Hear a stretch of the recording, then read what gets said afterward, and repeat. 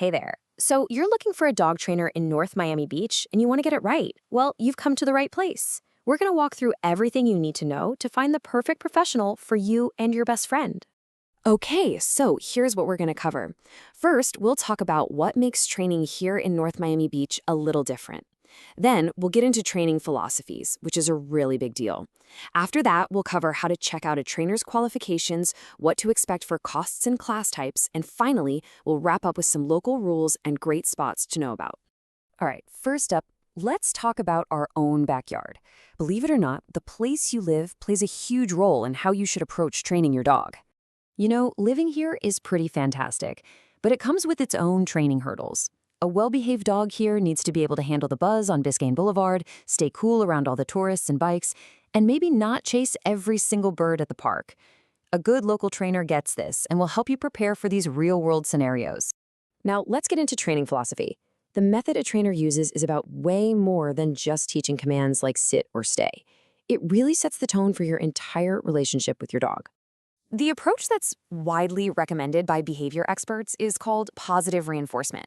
It's pretty simple, really. You reward the behavior you want to see more of.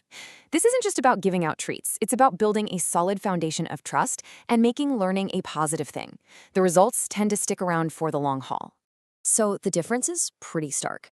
You're looking for training that feels good for both of you, something that actually makes your bond stronger. You'll want to steer clear of any methods that use fear or pain. Honestly, that stuff is just outdated, and it can often create brand new issues like fear or even aggression. Okay, so you've found a few trainers online. How do you actually sift through the websites and the marketing to figure out who's the real deal? Let's talk about what to look for before you sign up. Here's something you should know. Florida doesn't require trainers to be licensed. So looking for certifications is a great way to find a pro who's serious about their education. These acronyms basically show that a trainer is committed to humane, science-based methods. And if you're dealing with more complex issues like serious fear or aggression, credentials like the CBCKA or IABC-CDBC are definitely ones to look for. When you're talking to a potential trainer, think of this as your checklist. Their answers will tell you a whole lot. You want to hear them talk about positive methods and see their credentials.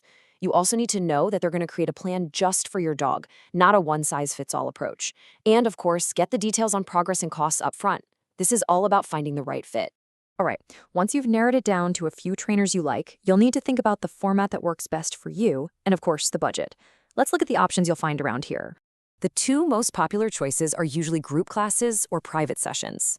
Group classes are fantastic for practicing skills with other dogs and people around, which is a huge real-world test. Private sessions are perfect for tackling issues that happen right at home, like barking at the doorbell or pulling on the leash on your specific block. And here's a general idea of what you can expect to budget. This chart shows the average costs for different training services here in the area for 2025. As you can see, the prices can vary quite a bit depending on the type of training and how intensive it is. You know, great training is one piece of the puzzle. The other is just being a responsible dog owner. And a big part of that is knowing the local rules. So let's quickly cover those, and then I'll share some great local spots to check out.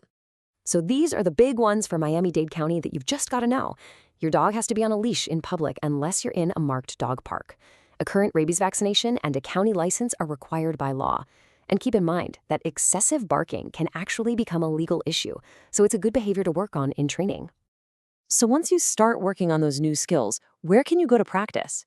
Well, we have some awesome options. Greenwoods Park is perfect for working on recall in a safe, fenced space. Hallover Beach has one of the only off-leash dog beaches around.